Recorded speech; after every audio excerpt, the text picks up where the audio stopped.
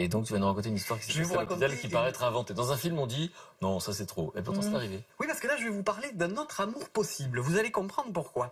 Là je vous amène toujours aux États-Unis. Je vous amène en Caroline du Sud. Il y a à peine quelques semaines dans un hôpital, dans une maternité, dans deux chambres mitoyennes, sont nés deux petits bébés. L'un s'appelle Roméo. Donc deux parents différents, on est bien d'accord. Et l'autre s'appelle Juliette. À quelques heures d'écart, ils sont nés dans la chambre d'à côté. Roméo et Juliette.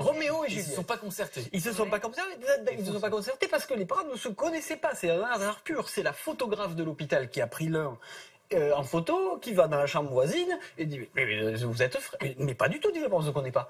Et donc c'est un hasard qui est quand même assez rigolo. Roméo et Juliette sont nés. Voilà. Et alors, ce qui est génial, c'est qu'ils tombent amoureux, même dans 18 ans. Enfin, c'est génial, tu l'as dit, non, parce que la fin de l'histoire. Alors voilà, vous allez me dire, est-ce qu'il y avait des références shakespeariennes à leur histoire? Pas du tout.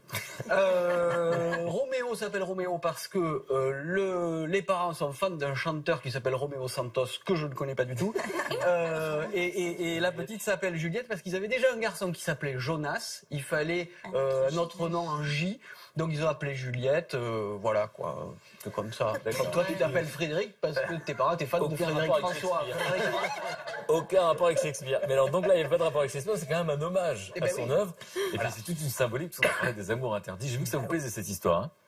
Roméo et Juliette qui naissent en même temps. Ben oui, ils sont très mignons. Alors leurs parents sont devenus, ils sont magnifiques, ils sont magnifiques en plus. Leurs parents sont devenus de très bons amis. Ils ont décidé de fêter l'anniversaire, le premier anniversaire ensemble. Et déjà, ils rigolent du fait de célébrer leur mariage, quoi. Ils préparent ça. La photographe, elle a dit qu'elle serait là aussi pour faire les photos du mariage. Ils n'ont pas de pression, les gamins. Non, pas du tout. C'est au-delà du mariage arrangé, là. Ça s'est passé sur la clinique. C'est les Américains aussi. Oui. Hollywood est déjà en train d'écrire une histoire, j'en suis sûr. Imagine. Ils ont écrit la fin, par contre. Espérons qu'il n'ait pas le même destin.